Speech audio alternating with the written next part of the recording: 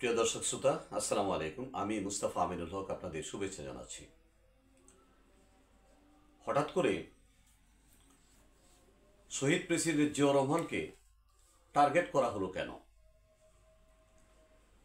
উনি বাংলাদেশে সবচেয়ে জনপ্রিয় নেতা, যিনি বাংলাদেশের মানুষের হৃদয়ে গেঁথে আছেন, সর্বস্তরের মানুষের। হঠাৎ করে তার ছবিকে অবমাননা করা হলো, তারেক রহমান সম্বন্ধে বাজে বাজে মন্তব্য করা হলো। কারণটা কি?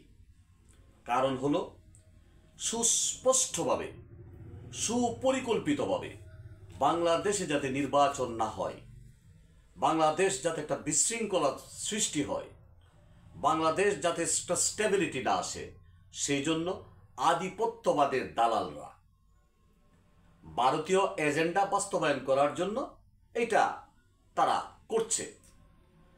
এবং এইটার সঙ্গে যারা জড়িত তারা জানে যে নির্বাচন হইলে তারা ক্ষমতায় আসতে পারবে না।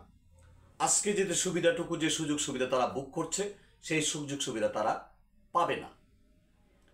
তাদের কাঁধে বর করেছে ভারতীয় দৈত্য, ভারতীয় শয়তান তাদের কাঁধে বর করেছে, যাতে দেশটাকে একটা বিশৃঙ্খল অবস্থার মধ্য দিয়ে দেশে যাতে নির্বাচন না হয়। কারণ নির্বাচন না হলে দেশের যে ক্ষতি হবে, এবং এখানে যে ভারতীয় আধিপত্যবাদ, ভারতীয় এজেন্টরা এখানে সুযোগ করে নিতে পারবে। এই জন্যই কিন্তু এগুলো সৃষ্টি করা। এই দেশ, আমি সামরিক বাহিনীকে ধন্যবাদ জানাবো, কারণ জনাব ওয়াকারুজ্জামান উনি যদি খুব সুচিন্তিতভাবে ঠান্ডা মস্তিষ্কে তৎকালীন সময়ে সেই পরিস্থিতিকে উনি নিয়ন্ত্রণ না করতেন, তাহলে দেশ আজকে সিরিয়ার মতো একটা বিশৃঙ্খল অবস্থা, একটা গৃহযুদ্ধ শুরু হতে পারত তৎকালীন সময়ে। আজকে দক্ষিণ সুদানের যে অবস্থা, সিরিয়ার যে অবস্থা, পৃথিবীর কিছু দেশ আছে যেসব দেশ এমন হচ্ছে, এটা কিন্তু বাংলাদেশ, আজকে বাংলাদেশের অস্তিত্ব সংকটে ভুগতে হতো বাংলাদেশকে। এবং সে ফাঁক দিয়ে ভারত বাংলাদেশে ঢুকে পড়তে পারত।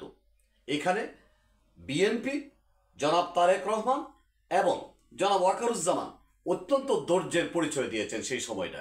না হয় এই দেশে শান্তি বিঘ্নিত হতো, দেশের সার্বভৌমত্ব ধ্বংসের প্রান্তের দ্বারা নিয়ে গিয়ে দাঁড়াতো।